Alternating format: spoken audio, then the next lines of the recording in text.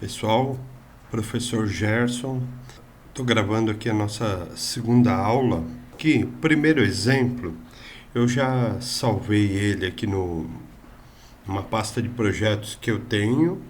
E aqui a gente vai fazer assim. Eu vou montar aqui a parte básica, né?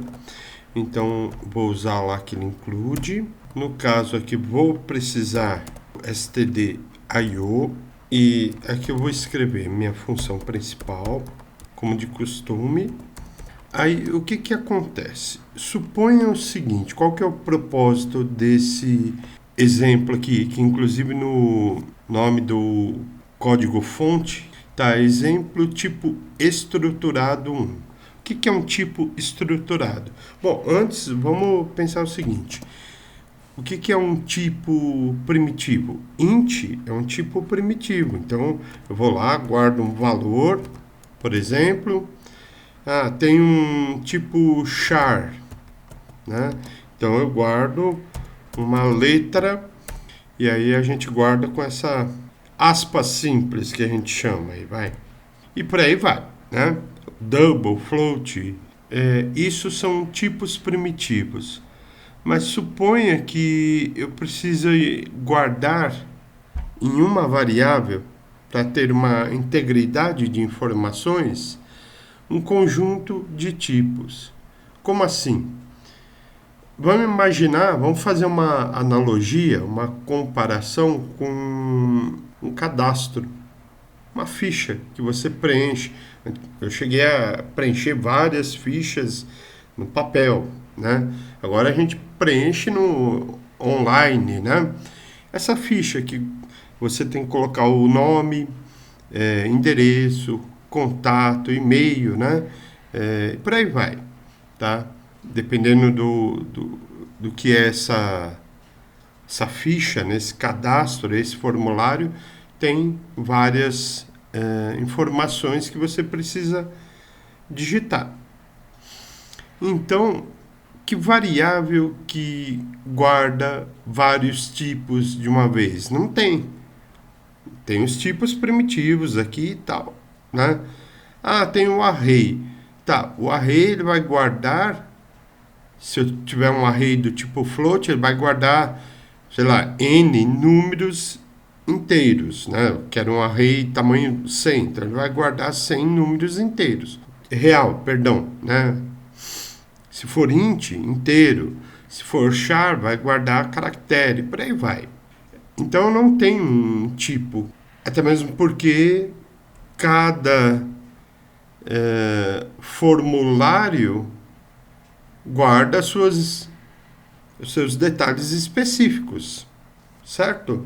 Então, por exemplo, para ficar mais claro, suponha que eu queira guardar informações de aluno.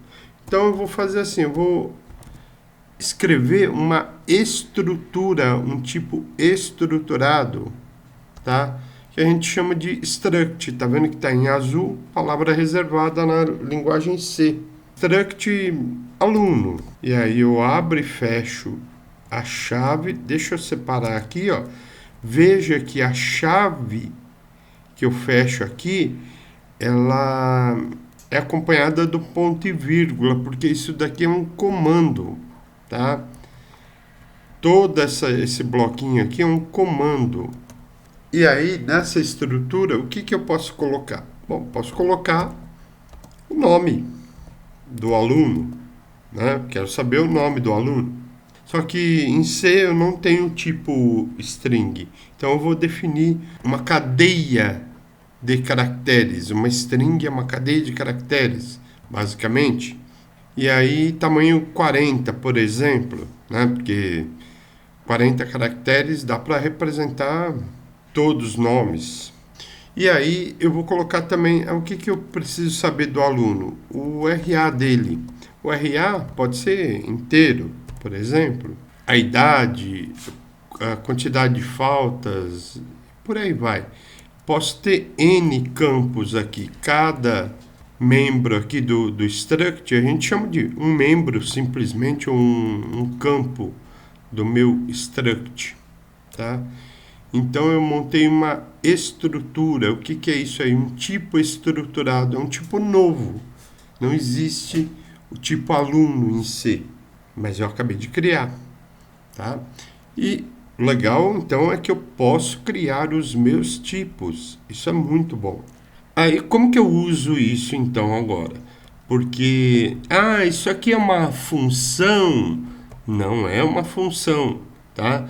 Eu estou definindo um tipo estruturado.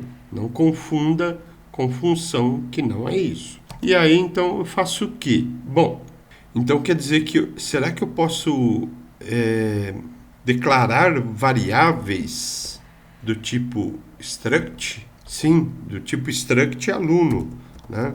Então, vamos declarar aqui aluno 1, sei lá, vou colocar esse nome aí. Pronto. Então, vamos lá. O que é essa linha 8?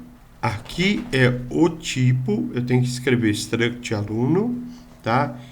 O tipo, como se fosse um int, um double, e por aí vai. E aqui é o nome da variável.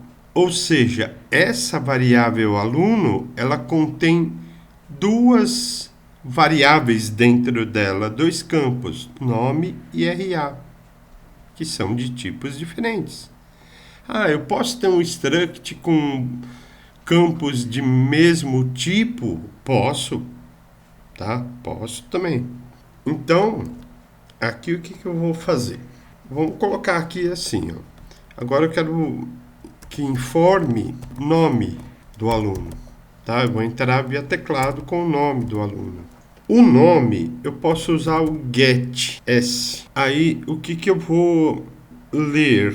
Então, esse getS, ele lê apenas string, tá? Deixando bem claro.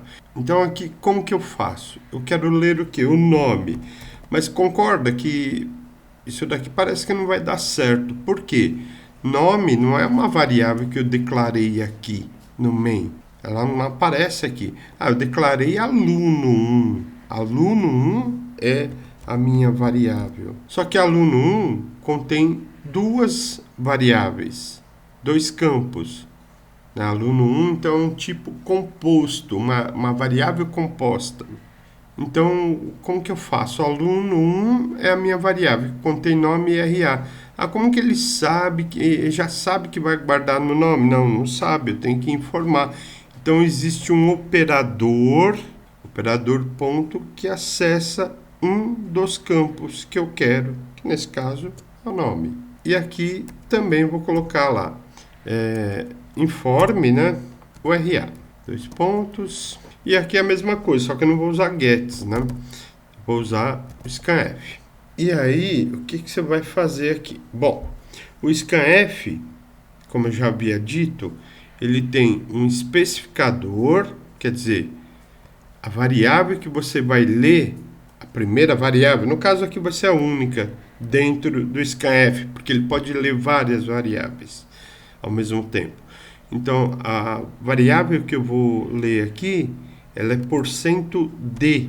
Lembra? O especificador de um tipo inteiro é %d.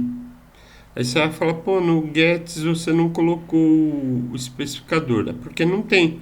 Ele não é de uso geral, ele é de uso específico. Ele lê strings. Então, aqui no scanf, continuando, e comercial, aqui eu vou fazer o quê? A mesma coisa lá de cima, né? O quase igual. Aluno 1 ponto, só que agora eu quero RA. Essa é a entrada, né?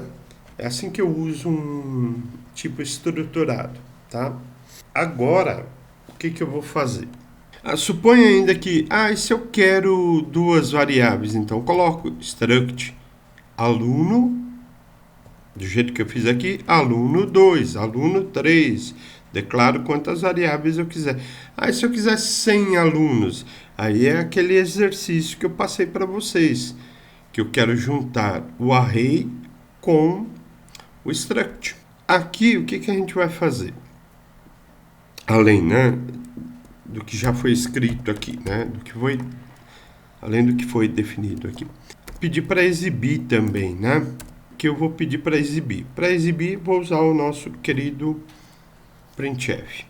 Então aqui, para ficar bonitinho lá, né? Porcento nome na saída. É porcento C, porque é caractere. Não, é um conjunto de caracteres. Então é porcento S, uma string. Aí eu coloco barra T, nem precisa desse espaço que eu estou colocando aqui. É só para ficar mais legível, talvez. Tá, então esse barra T ele vai tabular, ele vai mostrar tabulado lá no prompt, né? Nome e o RA. RA porcento D. E aí barra N para dar quebra de linha, né? A gente sabe disso. E aqui eu coloco na ordem. Bom, porcento S é alguma coisa string. Quem é string? Aluno 1, não só isso, operador ponto nome, vírgula, de novo, a variável aluno 1, variável composta, né, ponto RA. E aí, por fim, não podemos esquecer, como o main ele retorna int, então eu tenho que colocar um return 0. E aí, executando, então, pede o nome, vou digitar o meu nome, o RA, inventar um RA aqui, o nome e o RA. Então, eu consegui utilizar aí um tipo estruturado. Posso ter dois tipos estruturados no mesmo algoritmo aqui? Posso ter vários, né? Quantos eu queira. Ok? Então, eu tenho lá tipo aluno, né? Só que vamos pensar, para que eu vou querer dois tipos estruturados? Um exemplo fácil tá, aqui em aluno eu vou ter também, né, o campo endereço, né, por exemplo, tá? Só que endereço ele é um tipo composto, porque eu preciso saber nome do bairro, cidade, CEP, número da casa, né? Se tem complemento ou não, essas coisas aí, né? Então, o endereço, ele seria, então, nesse caso, um struct, né? Struct endereço, tá? E dá compor o struct aluno e por aí vai. Agora, uma outra coisa que eu queria falar para vocês, um cuidado que eu tomei lá, né? Porque eu vi que alguns estão usando lá o compilador online, né? E eu testei uma coisa parecida dessa daqui lá e ele não tem suporte para o gets. E aí você faz o que então? Aí você pode usar o fgets. Só que o fgets, então veja, aqui o protótipo está me mostrando o seguinte, ó.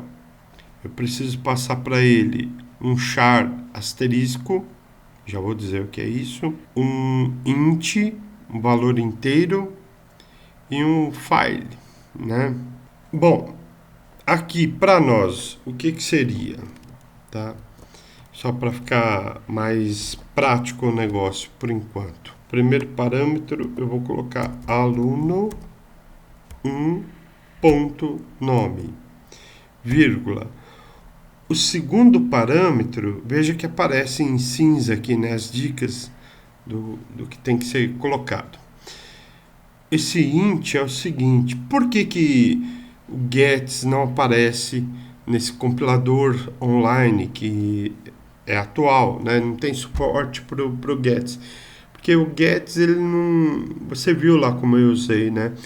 Ele, se eu digitar um tamanho além dos 40 aí, ele vai aceitar, né? Ele vai aceitar. E, não, obviamente, não vai dar erro, tá? Então, por isso que ele é obsoleto, né?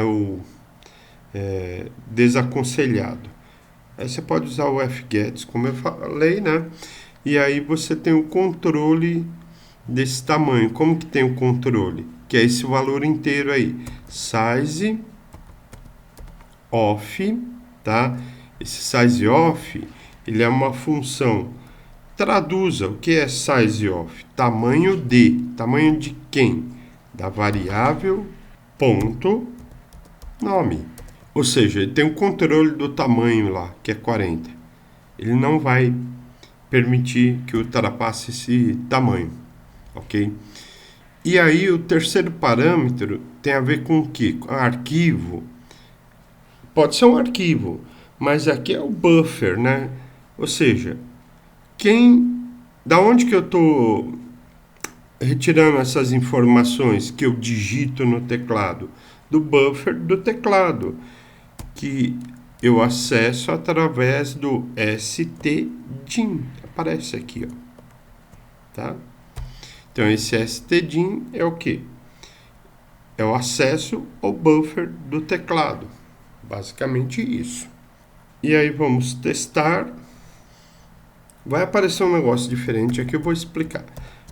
Então vou digitar aqui meu nome e o RA, tá? Um RA lá qualquer. Veja que agora, mesmo eu não tendo definido como quebra de linha aqui, porque eu coloquei /T, dessa vez ele não tabulou, ele fez a quebra de linha. Por quê? Porque quando eu digito Enter no fgets aqui, ó, tá? Ele vai pegar tudo que está no teclado lá, tá? Inclusive o Enter, tá? Que ele entende como uma quebra de linha. Aí fica esse detalhe apenas aqui.